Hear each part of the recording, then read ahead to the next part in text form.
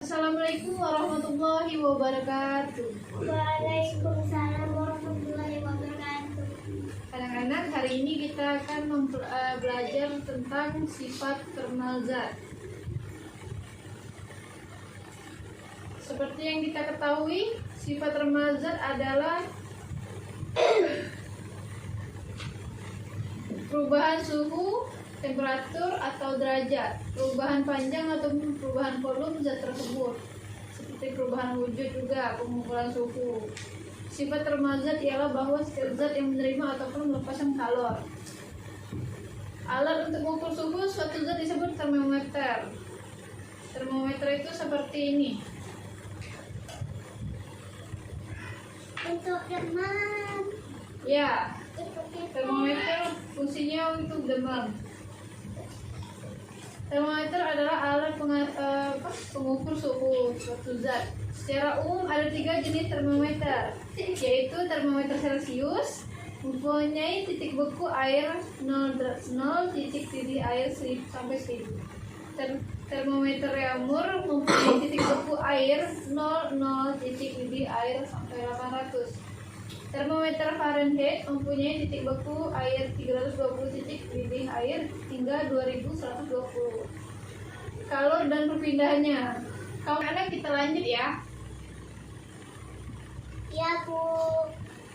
Pemahaman tentang kalor. Dari awal abad 18 hingga 19 Masehi, kalor masih diyakini oleh sebagian orang sebagai suatu fluida yang disebut kalori atau K.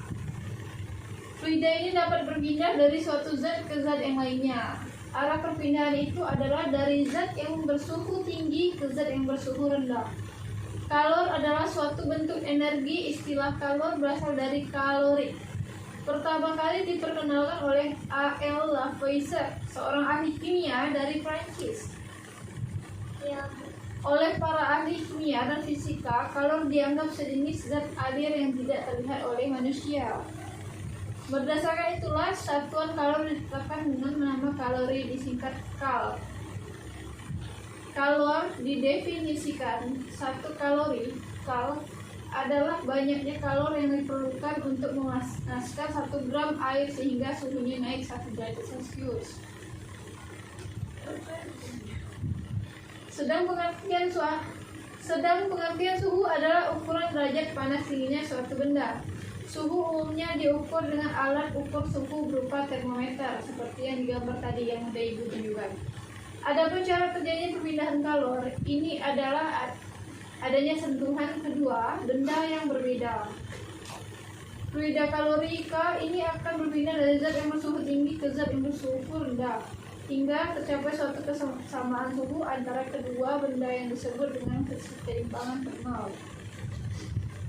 Hingga pertengahan abad ke-18, pengertian kalor sebagai suatu fluida masih mengemukakan di masyarakat. Bahkan pengertian kalor semakin rancu dengan pengertian suhu, yang sesungguhnya memang berbeda. Kalor adalah fluida atau zat alir, dan suhu adalah derajat panas atau dinginnya suatu benda yang diukur dengan termometer. Namun, pendapat tersebut berubah ketika seorang bernama Benjamin Thomson menyatakan bahwa kalor bukanlah suatu fluida kalorik, tapi dihasilkan oleh usaha yang dilakukan oleh kerja mekanis.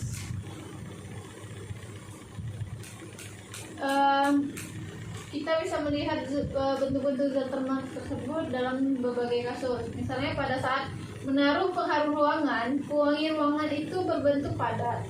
Setelah beberapa hari terjadi pemuaian pada pewangi ruangan itu, termasuk salah satu perubahan zat termal. Dan ada kasus kedua, yaitu pada saat menaruh es batu di atas meja, terjadi perubahan wujud. Awalnya es tersebut berbentuk zat padat, setelah dibiarkan beberapa menit, es itu berubah menjadi cair. Pada saat penaruh teh panas ke dalam freezer pun terjadi perubahan suhu, yang semula teh itu bersuhu panas menjadi dingin. Oke, mungkin hanya itu yang dapat Ibu sampaikan. Ini Ibu ada mempunyai beberapa soal, harap dikerjakan di rumah ya. Ya, Bu. Ya, Bu. Oke, terima kasih atas pelajaran hari ini dan partisipasi kalian hari ini.